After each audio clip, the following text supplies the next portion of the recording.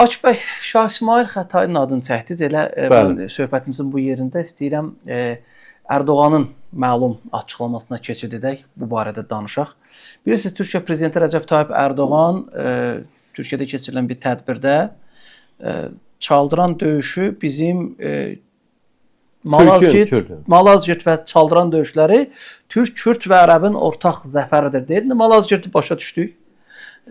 Amma Çaldıran döyüşü necə bizim Türkün ortaq zəfəri ola bilər? Mən rejissorumuzdan xahiş edirəm, Ərdoğanın bu çıxışını efirə versin, biz onu dinləyək. Ondan sonra bu istiqamətdə söhbətimizi davam etdirək.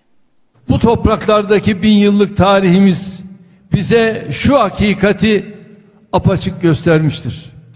Tüm insanlığın göz bebeği olan bu stratejik coğrafyada Türk, Kürt ve Arap birlikte var olmuş, birlikte savaşmış, galibiyeti de mağlubiyeti de hep birlikte yaşamıştır.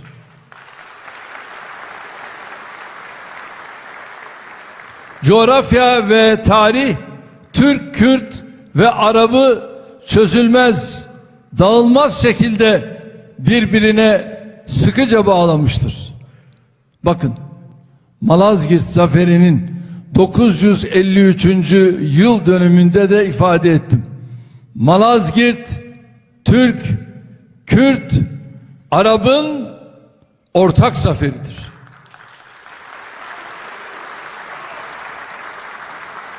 Çaldıran, Türk, Kürt, Arap'ın ortak zaferidir.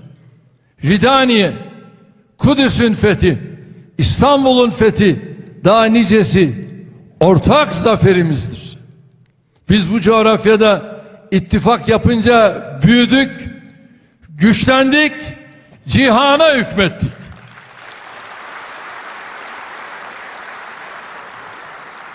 Ancak dağılınca hep beraber fetreti yaşadık. Birbirimize düştüğümüzde zayıfladık, geriledik. Çok büyük acılar yaşadık. Dikkat edin. Bunu asımlarımız çok iyi biliyor.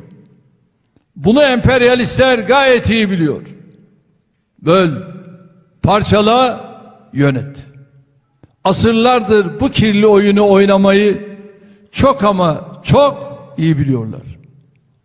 Onun için aramıza cetvelle çizer gibi sınırlar çizdiler. Onun için aramıza nifak soktular. Fitne soktular.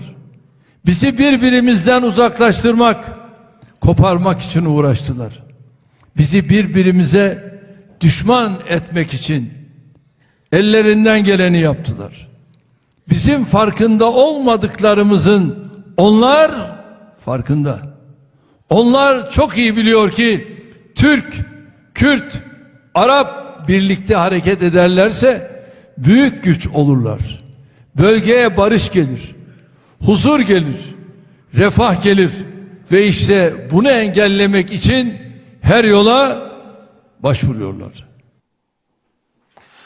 Akif bəy, Ərdoğanın qalmaqala səbəb olan, böyük səs-küyə səbəb olan çıxışını biz izlədik. Burada Malazgirt zəfərindən danışır, Çaldırandan danışır, İstanbulun fəthindən danışır. Əlbəttə, İstanbulun fəthi də, digər Malazgirt zəfəri də Türk, Kürt və Ərəbin ortaq zəfəridir. Çünki min illərlə bu coğrafiyada bir yerdə yaşayıblar. Amma Çaldıran döyüşü haqqında deyilən fikirlər biraz Azərbaycan xalqını narahat edib açığı. Üstənilən halda Ərdoğan böyük siyasətçidir, böyük liderdir. Türk dünyasının liderlərindən biridir və onun Türk dünyası üçün etdiklərini də biz unutmamalıyıq. Azərbaycan üçün etdiklərini də unutmamalıyıq. Siz 90-cı illərdə xatırlayırsınız, sonraki dövrlərdə yaxşı təhlil eləməyi bacarırsınız, proseslərin içində olmusunuz. Ərdoğan qədər heç bir Türk lideri, Türkiyə prezidenti, Türkiyə rəhbəri Azərbaycana dəstək verməyib. Əbülfəz Elçibəyin belə bir sözü vardı. O vaxt deyəsən deyirdi ki, bir helikopter istədik, vertolyot istədik, vermədilər qorxularından. Dəmirəldən. Ay sağ ol. Yəni bu reallıqlar da var, amma Vətən müharibəsi başlayanda Ərdoğan birinci meydana çıxdı və Azərbaycan yalnız deyildir. başqa bir müdaxilə olarsa biz Azərbaycanın yanındayıq. Bu hansı güclərin mesajı da aydındır. Rusiya mesajıdır, başqa deyək ki, Ermənistanı dəstəkləmək istəyən ölkələrə mesajıdır. Burada isə bir ehtiyatsızlıq mı var bilmirəm, yoxsa bir təsadüfən işlənmiş ifadə mi var, yoxsa mesaj mı var? Belə deyək ki, Çaldıran döyüşü olub və iki Türk ölkəsi də bir-biri ilə savaşıb. Bu tarixdir. Biz bu tarixi dəyişdirə bilmərik. Bəlkə Erdoğan demək istəyir ki, bax bizim bu dövrümüzdə olub. O dövrdə də bizi bir-birimizə düşürüblər, bizi bölüblər. Amma biz bugün bir yerdəyik, biz bugün daha güclüyük, daha böyüyük. Bəlkə bu nöqteyi nəzərdən ifadə eləmək istəyib. Bu çıxışı və bu mövzunu necə yozardınız, necə şərh edərdiniz? Buyurun. Yəni həddindən artıq çox vektorlu, çox sahəli bir məsələdir bu. Və biz çalışarkən deyək ki, müəyyən məqamları düzgün müəyyənləşdirək ki, rəy də bildirək. Bəli. Yəni o populist bir yanaşmalar ki, hə bu belə getdi, gördünüz bu sizə, sizin dostunuz nə idi və yaxud mən isə verirəm ki, Erdoğan Azərbaycanı, Azərbaycan türklərini, Azərbaycan bütövlükdə sevən bir insandır. Ürəkdən sevən bir insandır. Azərbaycana yüksək səviyyədə dəstək verən bir insandır. Və Azərbaycanı Türkiyədən ayırmayan bir insandır. Sadəcə onun bu mesajların içərisində heç bir halda Erdoğanın siyasətinə və özünə, şəxsinə kölgə salınmamalıdır. Azərbaycan cəmiyyəti üçün bu mesajı mən göndərirəm. Görürəm, rəyləri də görürəm ki, bəziləri görərsən ki, İranın təbliğatçıları görürsə, hücuma keçirlər ki, bu da sizin İranın təbliğatçıları, Rusun təbliğatçıları, Qərbin uşaqları. Bəli, qətiyyən onların Türkiyə ilə Azərbaycanın arasını qurmaq üçün əllərinə gələn edirlər. Fürsət düşüb əllərinə. Dayanın, durun deməliyik onlara ki, çox əsrlərdən, çox mübarizələrdən sonra biz Türkiyə ilə istədiyimiz birliyi almışıq. Doğru. Bu birliyi də gözləməyənlər, götürməyənlər, təkcə bizim də ətrafımızda Türk dünyası birləşir, Turan dünyası birləşir. Biz olmasaydı, Türkiyə ilə Azərbaycanın bu birliyi olmasaydı, nə Qazaxıstan, nə Özbəkistan, nə Qırğızstan, Türkmənistan bizim ətrafımızda gəlməzdi. Heç Türk dövlətləri təşkilatda yoxdur bu gün. Macarıstan gəlməz, heç bir. Hamı gəlir, bu günlər Pakistan da deyir ki, mən də Türkiyəm. Baxmayaraq ki, Türk deyil. Yəni o gücü Türkiyənin Azərbaycan formalaşdırdı. Buna da istəməyənlər var, buna qarşı çıxanlar var, bunu dağıtmağa çalışanlar var, Türk gücündən Toran gücünə ehtiyat edənlər var. Bunun hamısını hər kəs nəzərə almalıdır.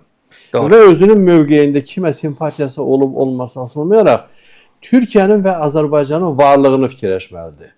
Onun dediyi söz, elədiyi hərəkət Türkiyənin və Azərbaycanın varlığına zərbə vurursa, çəkinməlidir oradan. Bax, söhbət ondan gedir. Düşünənlərdən deyirəm, yalancı qərəzlərdən özləri bilsin, onlarınsa keçməyəcək söhbət. Amma düşünən, aydın insanlar başa düşməlidir ki, onların sözü, hərəkəti Azərbaycan dövlətinə və Türkiyə dövlətinə zərbə vura bilər.